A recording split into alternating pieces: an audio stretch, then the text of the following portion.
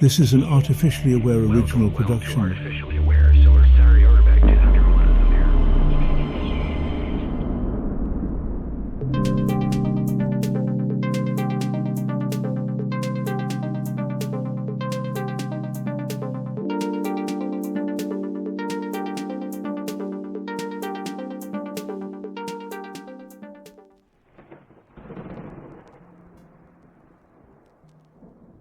I stumbled upon this volume one late night, half expecting a cold academic text, and instead finding myself catapulted into a restless odyssey.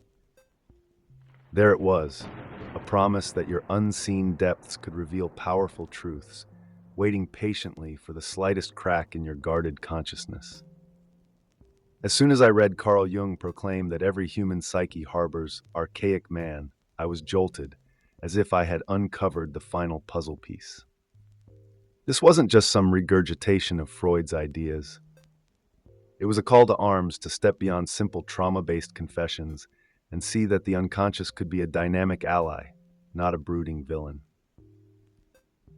The text reminded me how so much of modern therapy starts and ends with external explanations of your problems, but Jung insisted you keep your eyes trained on those hidden corridors of your mind.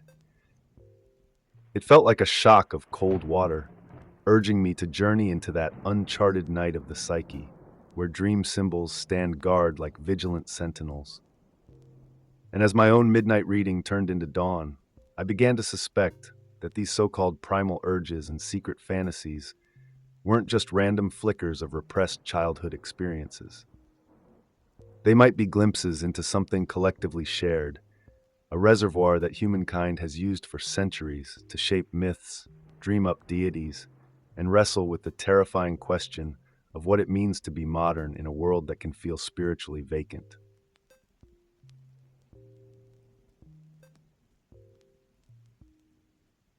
One of the most unsettling revelations concerned the seismic split between Freud and Jung. On one side was Freud, convinced that the unconscious mind was this roiling soup of unseemly urges, mostly sexual in nature, yearning for release. On the other side, Jung saw the unconscious as this vast, ethically neutral realm that only turns dangerous when we keep suffocating its messages. Yes, Freud's psychoanalysis broke ground by explaining how childhood trauma could be exorcised through confession. Yet Jung believed that obsessing over repressed sex was missing the point. Not all neuroses hatch from stifled libidos. Adler introduced a power drive theory, which complicated matters further. But Jung's rebellion was even more shocking. He argued we can venture beyond simply taming the unconscious. We can harness it, even befriend it. He described how transference can make the therapist feel like a parental figure to the patient, an echo of childhood confusion. But to Jung, this was also an invitation to see the bigger puzzle pieces at play, the spiritual quest, the thirst for meaning, and a deeper conversation that therapy should never muzzle. And as I weighed these conflicting theories, I realized that most of us are craving more than just a tidy resolution for old wounds. We need a sense of transcendence, a bold confrontation with our own spiritual hungers, and a willingness to let the unconscious guide us toward a larger purpose.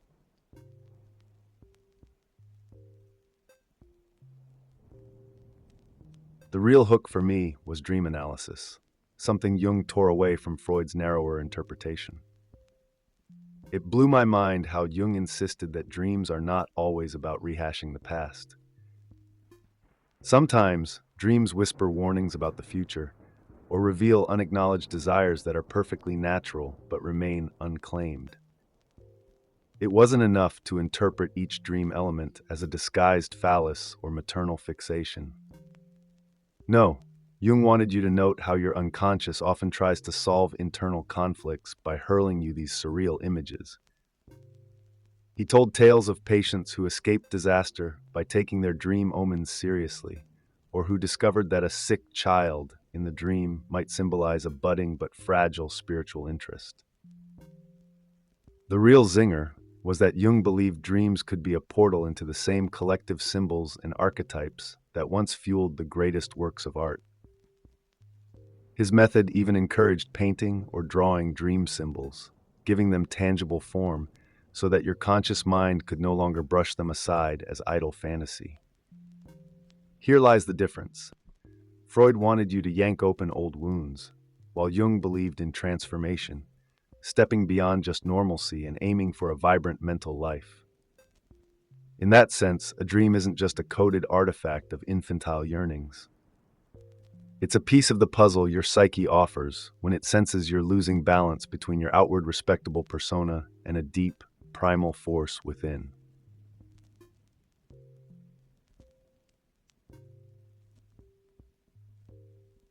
Then there's this enthralling notion of a collective unconscious. I found myself clutching the pages, half in awe, half spooked. Jung basically said we come preloaded with universal images and motifs, what he calls archetypes, like some ancient blueprint for creativity, mythology, or even spiritual longing.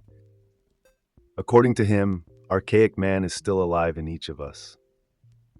The unconscious taps this primeval library of symbols whenever we lose our sense of self or face situations that modern rationality cannot soothe.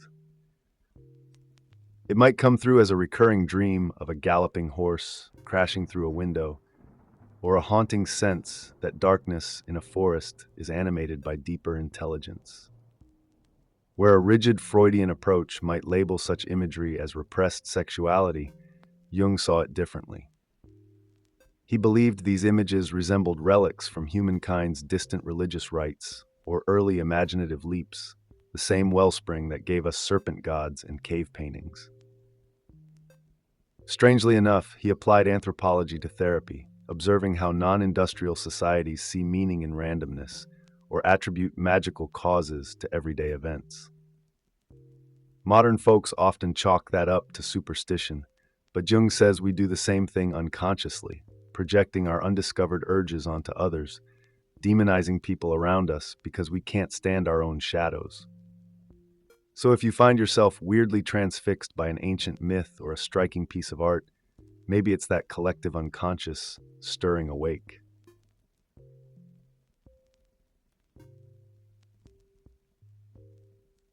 Archetypes themselves, those potent universal characters, are the high-voltage ghosts in your head. Sometimes they take the form of the benevolent mother, the wise mentor, or the deceiving trickster. Often they crash your dreams looking like bizarre mashups of animals, people, or swirling cosmic symbols. Freud's sexual reading might reduce these to disguised urges, but Jung championed them as living energies that guide or disrupt your waking life. The mesmerizing part is that they represent essential human dilemmas, like the Great Mother, balancing nurture and power, or the shadow archetype reminding you that to be complete, you must own your capacity for darkness. Jung relayed how ignoring these archetypes leads to neuroses, because you keep burying energies that desperately want expression. You walk around complaining about emptiness and anxiety, but half the time it's your psyche banging on the door, telling you to integrate your lost pieces. And no matter how many times modern science tries to shrug off spiritual impulses or reduce them to mere chemical glitches, archetypes cling on, patiently shaping your reactions to betrayal, love, ambition, and longing. They are not illusions, they're dreamlike ambassadors from the older, wilder corners of your mind.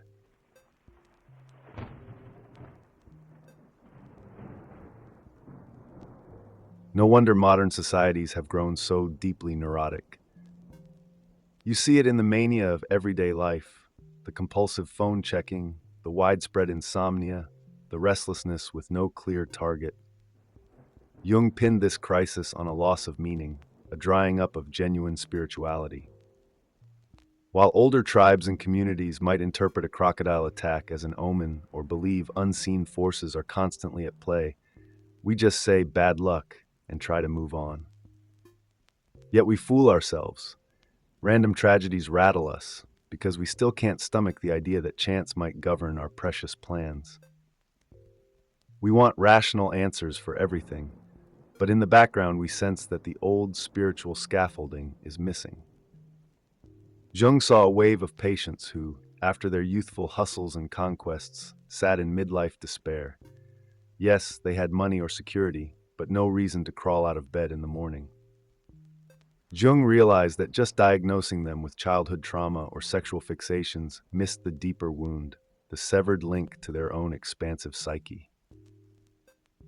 Freud's catharsis had its merits, but if all you achieve is an average normality, you might still end up bored, spiritually starving, and quietly frantic.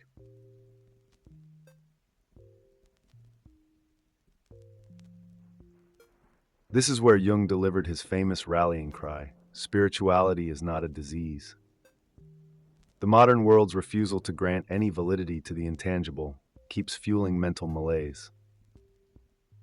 In old Europe, confession and religion offered partial solutions, but as we shattered old doctrines, we replaced them with equally dogmatic scientific materialism, one that insists consciousness is just brain static. Jung saw how that viewpoint dismissed real existential crises. If your dream reveals a desperate cry for spiritual awakening, a purely mechanical worldview leaves you with blank stares. Jung believed the unconscious was a living realm that contains moral, symbolic, and yes, even transcendent possibilities. Where Freud pictured us as captives of the pleasure principle, Jung pictured us as explorers climbing a mountain range of potential. But that climb demands acknowledging your spiritual yearnings. Sure, you can call them illusions, but ignoring them only tightens the noose of existential dread. Jung insisted we address these urges head-on, not with naive acceptance, but with a critical, open curiosity, letting them speak to us through dream symbols or creative impulses.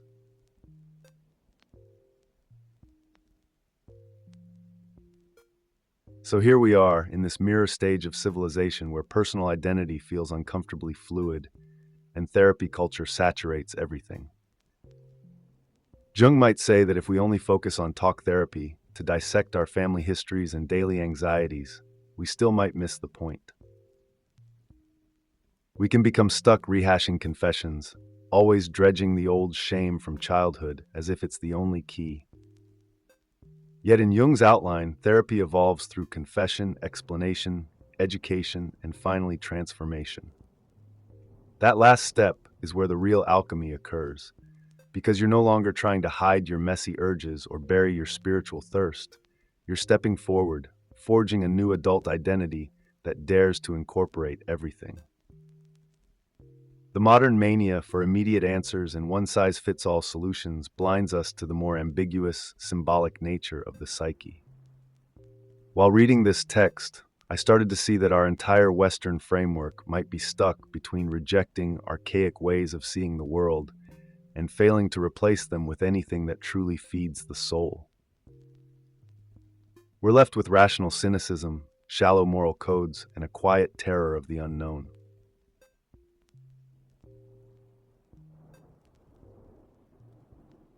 As I traced the rivalry between Freud's sexual obsession and Jung's broader vision, I realized they both had partial truths. Freud taught us how secrets warp us, especially sexual ones. Jung taught us that energy can get twisted in countless ways: power complexes, spiritual confusion, or creative blockages. Sometimes, as Jung insisted, an unsettling dream about your father drunkenly crashing a car might reveal you're too dependent on his approval. At other times, it might be a stand-in for a broader worry that your life is speeding out of control. The difference is that Freud would dig for Oedipal guilt or infantile desire, while Jung might see it as a future omen, a clarion call to break free of paternal ties or realign your personal ambitions. And if you compare this to Adler's idea of power drives, you see that each method aims to show you how unacknowledged motivations become your invisible jailers. Jung, though, refused to let the conversation end with repressed sex or longing for dominance. He believed if you accept the spiritual dimension as equally real, you open the door to a more holistic therapy where you're not just fixed but elevated into fresh self-awareness.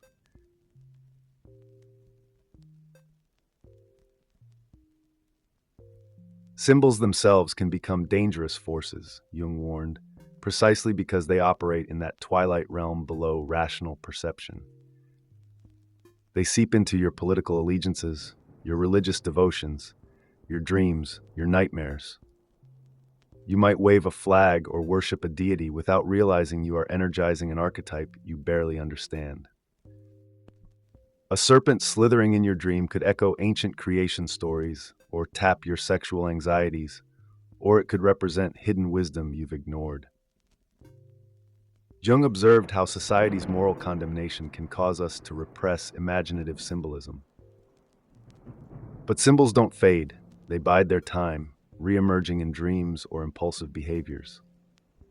That's why in therapy, you explore them with curiosity, letting your consciousness map these secret energies rather than letting them hijack your life in compulsive ways. It's a precarious art because once you awaken them, these symbols can rearrange your values.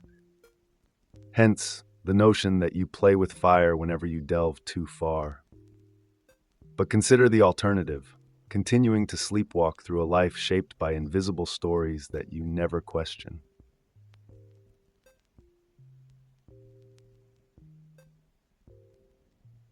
I couldn't help pondering the link Jung drew between visionary artists and borderline madness.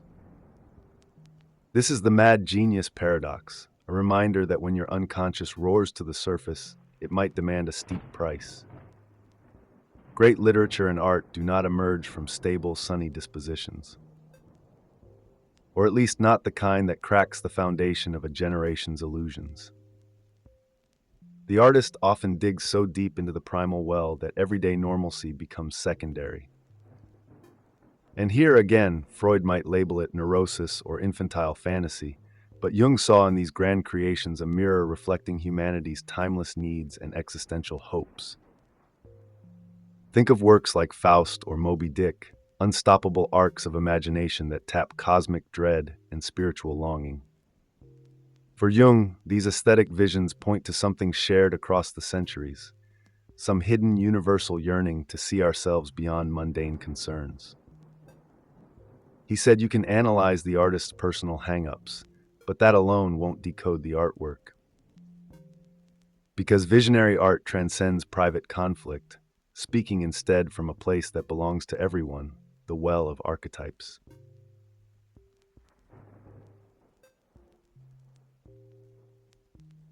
Reading deeper, I realized this is basically a showdown between psychoanalysis and mythology. Because mainstream psychology typically wants to itemize your issues, a father complex here, an inferiority complex there, fix them with talk therapy, job done. Meanwhile, old myths and spiritual traditions say you can't fix your life until you confront the fundamental mysteries: birth, death, love, betrayal, cosmic justice, the search for something bigger than yourself. Jung contended that ignoring those primal myths only stores them up as unconscious complexes, forcing them to arise as nightmares or crippling existential dread. After all, archaic societies performed intricate rituals to keep the community aligned with deeper forces. Modern society has mostly abandoned that, leaving individuals cut off from the communal power of myth. Jung believed therapy should partially fill that gap, leading patients to discover their own personal rituals of transformation.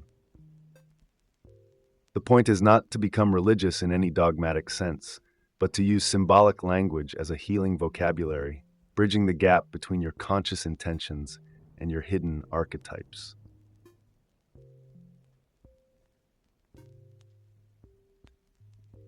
And that leads into a stark insight.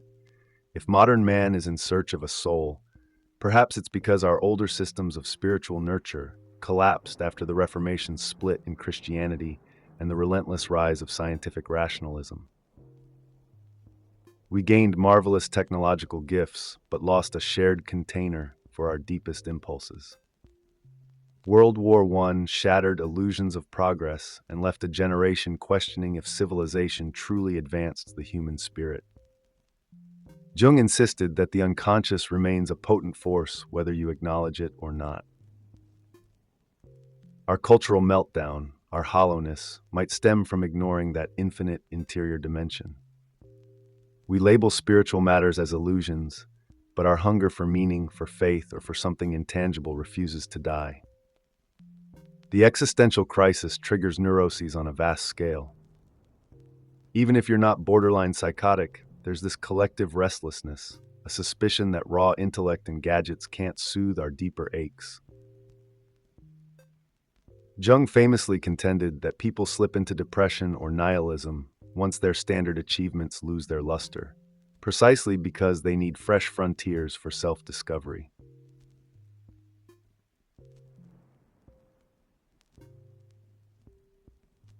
So the question is, how do we reclaim the psyche? Jung believed in a thorough process of analyzing dreams, fantasies, and meaningful coincidences, followed by a gradual realization that what emerges from the unconscious can restore our wholeness. He said, "You can't just kill your shadow side. You also can't skip spiritual yearnings by blaming everything on sex or childhood woes." He championed the notion that therapy must stand on equal footing with religion, sometimes taking the place of clergy for those who no longer trust established churches. And the therapist is no neutral bystander. Jung argued that doctors, too, can be influenced by their patients' complexes if they haven't confronted their own unconscious. It's an intricate dance. But the big payoff is you might experience that numinous sense of deeper connection, what he called transformation. At that point, the patient becomes something more than normal. You're not merely freed from neurosis, you're living with an awakened sense of purpose, forging new myths that better suit your authentic self.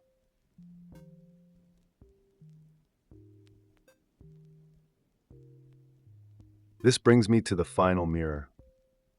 There comes a point when you have to ask yourself, are you terrified of gazing too long at your own reflection because you know an entire landscape of unspoken desires, spiritual hunger, and archaic energies might stare back? Jung's grand lesson is that it's not enough to catalog your fears or blame a traumatic memory. You must embrace your unconscious as a partner, forging that bizarre union of the rational and the mythic.